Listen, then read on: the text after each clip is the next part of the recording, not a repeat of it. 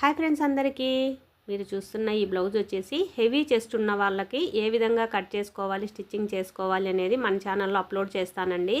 ఇది చూడండి, ఉక్సు పట్టి కాజా పట్టి వైపు ఏ విధమైనటువంటి గ్యాప్ లేకుండా ఫ్రంట్ బ్యాక్ పార్ట్ రెండు సమానంగా వచ్చేలాగా, ఫ్రంట్ నెక్ రౌండ్గా వచ్చేలాగా చూడండి. చంక షేప్ కూడా ఎంత పర్ఫెక్ట్గా వచ్చేసిందో, సైడ్ జాయింట్స్ ప్లెట్ సింబల్ తోటి పర్ఫెక్ట్గా వచ్చేసిందండి. వీళ్ళకి వచ్చేసి బ్లౌజులో మనము ఫ్రంట్ పార్ట్లో కొన్ని మార్పులు అనేటివి వచ్చేస్తాయండి. ఫ్రంట్ నెక్ దగ్గర ఫ్రంట్ పార్ట్లోనూ మార్పులు అనేటివి చేసుకోవాల్సి ఉంటుంది. నార్మల్గా కట్ చేస్తే వీళ్ళకి సెట్ అవ్వదన్నమాట. చూడండి, వేసుకున్నాక కప్ షేప్ అనేది ఇలా వస్తుంది కదా, ఇలాగ వచ్చేస్తుంది అనమాట. పర్ఫెక్ట్గా కూర్చునేసి చెస్ట్ అనేది మనకు ఖచ్చితంగా క్రాస్ బెల్ట్ అనేది కిందకు వచ్చేలాగా ఇలాగా నీట్గా అడ్జస్ట్ చేసుకొని స్టిచ్చింగ్ చేయాల్సి ఉంటుందన్నమాట.